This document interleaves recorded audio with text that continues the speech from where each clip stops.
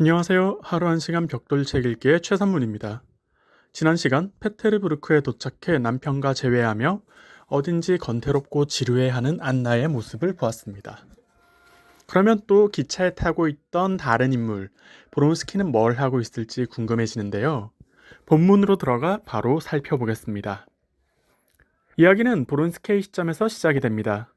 브론스키는 간밤에 잠을 한숨도 자지 못했습니다. 당연히 안나에 대한 여러 생각들 때문인데요. 온 신경이 그쪽으로 쏠린 탓에 주변 사람들마저 모두 사물처럼 보일 정도입니다. 그는 기차가 잠시 정차했을 때 안나에게 말을 걸고 진심을 전할 수 있었음에 커다란 행복을 느낍니다. 그런데 페테르부르크 역에 내려 안나와 그의 남편 알렉세이를 보게 되는데요. 여태 안나에게 남편이 있었단 걸 알고는 있었지만 믿지는 않고 있던 상태였기에 커다란 불쾌감을 느낍니다. 이 부분에 대한 묘사가 무척 재미있는데요. 갈증이 허덕이며 간신히 찾아낸 우물가에 돼지를 비롯한 다른 동물들이 물을 마시고 있는 모습을 봤을 때의 불쾌감이라고 합니다. 이런 브론스키는 알렉세이와 안나에게 인사를 하며 그들의 집에 방문하고 싶다는 이야기를 합니다. 그러는 새에도 안나는 무료하고 지루하며 피곤한 얼굴을 하고 있습니다. 건태와 한멸로 가득한 안나의 표정은 브론스키와 눈이 마주칠 때 잠시 빛을 띌 뿐이죠. 이 모습을 본 브론스키는 엄청난 쾌감을 느끼며 물러납니다. 한편 알렉사이는 브론스키에게 크게 관심을 주지 않고 페테르부르크 사교계의 중추이자 안나의 친지이기도 한 리디아 부인이 안나의 이야기를 무척이나 기다리고 있었다고 전하며 집으로 향하죠. 집에서는 아들 세료자가 안나를 기다리고 있었는데요. 안나는 아들 역시 남편과 마찬가지로 크게 마땅치 않게 느껴집니다. 모스크바에서 안나가 상상한 아들의 모습에 미치지 못했기 때문인데요. 그럼에도 아들은 있는 그대로도 나쁘지 않습니다. 그러는 사이 커피 한잔할 틈도 없이 리디아 백작 부인이 도착합니다. 안나는 오늘따라 그녀마저도 꼴보기가 싫은데요. 적당히 이야기를 나누고 생각해보니 모든 것이 여태의 그대로임을 깨닫습니다. 집에서 루틴을 소화하자 모스크바에서의 일들이 모두 대수롭지 않게 여겨지기 시작하죠. 그래서 브론스키에 관해서도 남편에게 굳이 말하지 않기로 합리화합니다. 이야기의 시점은 안나의 남편 알렉세이에게로 넘어옵니다. 알렉세이는 하루의 바쁜 일정을 정확하고 규칙적으로 소화하는데요. 서두르지 않고 빈둥거리지도 않는다는 좌우명에 정확히 부합하는 인간입니다. 그는 정치와 철학, 신학에 정통하고 예술, 특히 음악에는 약한 편이지만 그래서 그 분야에 더욱 관심을 가집니다.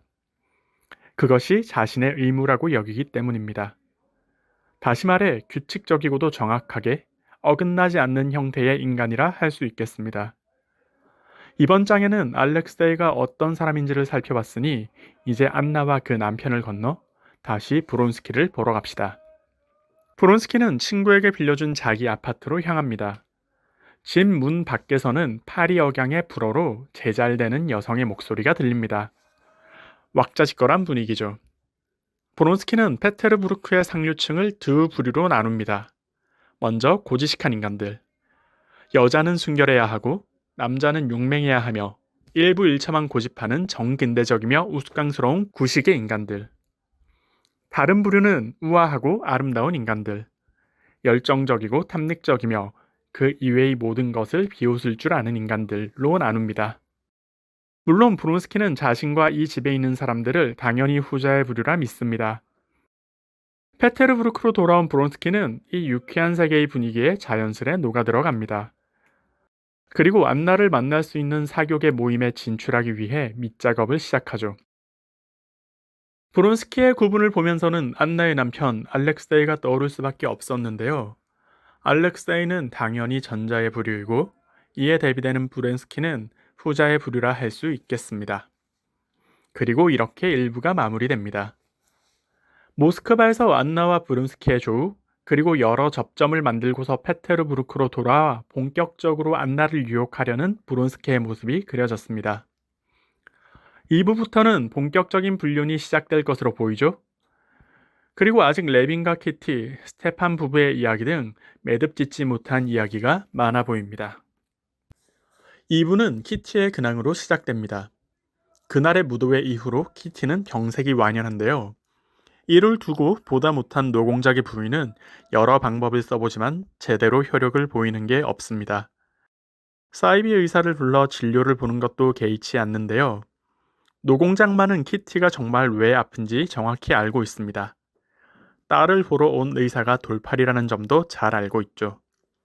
하지만 유난스러운 아내의 장단에 맞추기 위해 티를 내지 않으려 최선을 다합니다. 심지어 키티 역시 자신이 왜 아픈지 알고 이런 방법으로 뭔가가 잘 되지 않으리라는 것을 알고 있지만 엄마의 성화에 장단을 맞춰주려 애씁니다. 결국 이들은 딸의 요양을 위해 외국으로 나가기로 결정하죠. 의사가 떠나고서 노공작 부부의 첫째 딸 다리아가 방문합니다.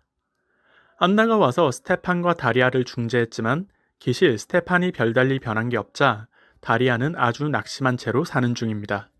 다만 막내 동생이 걱정되어 그녀를 보러 온 것이죠. 가족끼리 이야기를 나누며 노공작은 진정성 어린 조언으로 키티를 위로합니다. 그녀의 수치와 부끄러움을 이해하면서도 그것을 극복할 수 있다고 하죠. 이 집은 보아하니 언제나 발을 구르는 건 부인이지만 무언가를 해내는 건 노공작인 것 같기도 합니다. 방으로 들어간 키티를 다리아가 쫓아가는데요. 다리아는 키티에게 묻습니다. 그날 레빈에게 혹시 고백을 받았는지 하고 말이죠. 이 말을 듣고 트라우마가 자극된 키티는 언니의 처지를 비난합니다. 자신은 결코 자신을 배신한 남자와 살지 않을 거라고 말하죠. 그러나 이내 자기가 언니에게 큰 잘못을 했음을 깨닫고 울기 시작합니다. 그러자 키티와 다리아 모두 울면서 속을 풀며 다른 이야기를 나누는데요. 키티는 이러면서 언니가 자신의 폭언을 용서해줬음을, 다리아는 키티가 레빈에게 고백받았었음을 알게 됩니다. 그러고서 이 일가는 외국으로 떠나게 됩니다. 이번 이야기는 제 입장에서 말로만 듣던 여성의 대화가 아주 구체적으로 나온 느낌이라 무척 신기하게 느껴졌습니다. 이번 장에서는 이야기가 급전개되는데요. 안나는 기존의 페테르부르크에서는 대단히 얌전하고 교양 있는 부인들과의 모임에 주로 참석했으나 모스크바를 다녀온 뒤로는 달라집니다. 화려하고 사치스레 사교하는 연애에 적극적으로 참석하게 되죠. 그리고 그 모임에서 브론스키를 만나고 결국 자신이 그를 원하고 있었음을 깨닫게 됩니다. 더불어 잠들었던 내면의 열정이 차츰 깨어나는 것도 알게 되죠. 오늘의 독서는 여기 246페이지에서 마무리되었습니다.